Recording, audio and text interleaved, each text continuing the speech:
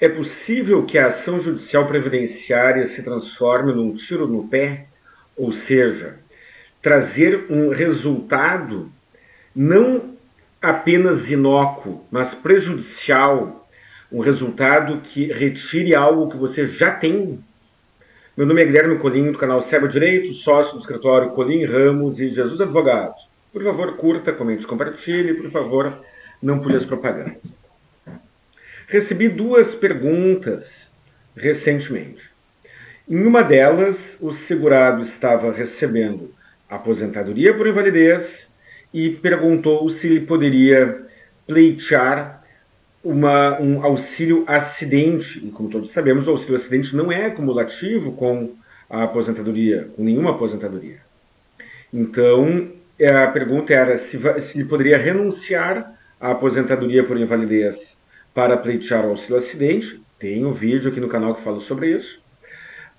E se ele pode fazer uma revisão da aposentadoria, uma revisão do benefício, pleiteando a desconstituição da aposentadoria e conversão em auxílio acidente, mas sem fazer a renúncia do pedido. Esta foi uma pergunta. Segunda pergunta. Uma pessoa tomou a decisão que eu reputo como não inteligente, isso para quem tem condições de pagar uma contribuição em salário de contribuição maior. Na minha opinião, quem tem condições de pagar o salário de contribuição, de contribuir para o INSS, seja como facultativo, seja como individual, em valor maior, deve fazê-lo. Deve fazê-lo. Mas a pessoa então tomou uma decisão que eu não recomendo e ficou pagando INSS no salário mínimo, sendo que um salário mínimo é insuficiente para prover o seu sustento. Ela não estava acostumada a viver com um salário mínimo. E qual foi a pergunta que eu recebi? Ela já está recebendo auxílio-doença por uma situação que sofreu e tem renovado o auxílio-doença. Beleza. Questionamento. Eu posso renunciar ao auxílio-doença, fazer contribuições como facultativo e valor alto, puxar a média para cima e depois encaminhar um novo pedido de auxílio-doença? Eu nunca me deparei com esta situação no caso concreto. Então, eu confesso que eu não tenho absoluta certeza de como que o judiciário e como que o INSS trataria esta questão. Mas, em ambas as situações, existe o risco do efeito tiro no pé. Qual é o efeito, qual é o risco do efeito tiro no pé? É a perícia judicial reconhecer algo que desconstitui o que você já tinha e não reconhecer o direito que você deseja ter. Vamos imaginar, a pessoa está aposentada por invalidez, mas ela deseja um auxílio acidente porque ela deseja voltar a trabalhar, apesar da redução laboral que ela tem. Ótimo. Ela tem essa opção, ela vai lá e pode renunciar à aposentadoria por invalidez, encaminhar um pedido administrativo de auxílio acidente, ou ela pode ajuizar uma ação pleiteando a implantação do auxílio acidente e com a desconstituição da aposentadoria por invalidez. E se o perito judicial reconhecer os requisitos do auxílio acidente, ótimo, ela receberá o auxílio acidente. Ela também corre um risco, e aí um risco pequeno, da ação ser inócua.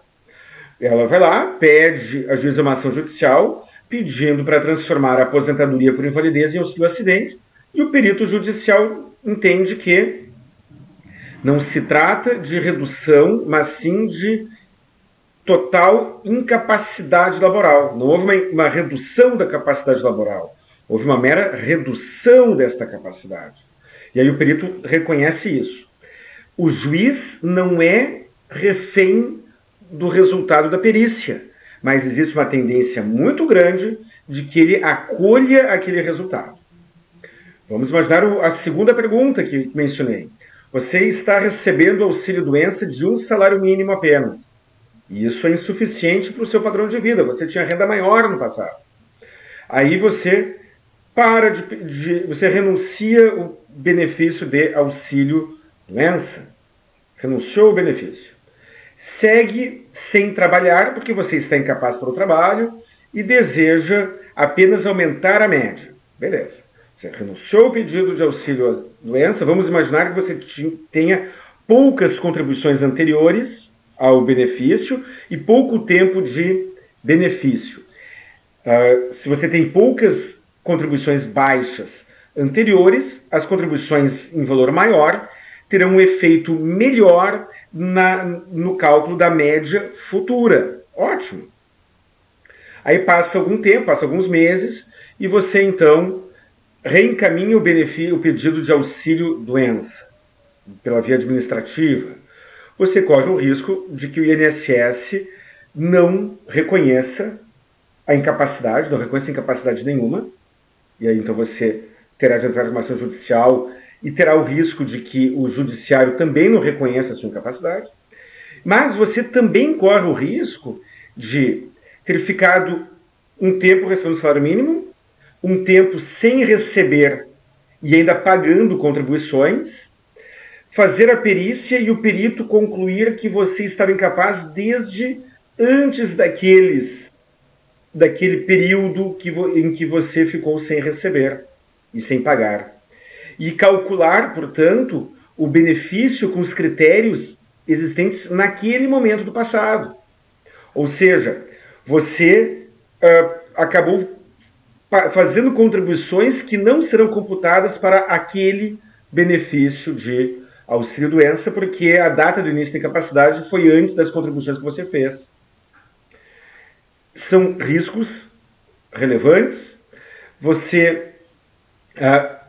isso que eu recomendo que você, que ainda não está nesta situação, seja muito atento com o seu planejamento previdenciário, com o valor que você está contribuindo e que o benefício a ser recebido seja o mais próximo possível do suficiente para manter o padrão de vida ou para substituir a renda que você tem hoje. Não, como falei, não temos respostas definitivas porque cada caso é um caso. Em algumas situações é muito evidente, é muito óbvia a incapacidade para o trabalho ou a redução da capacidade laboral. Em algumas situações salta aos olhos. Teoricamente, existe o risco do perito judicial e do juiz entender que você não tem nem o direito ao benefício que você pretende, nem direito ao benefício que você já tinha. Teoricamente, esse risco é sempre presente. Em algumas situações, o risco é meramente teórico, mas em outras situações, não.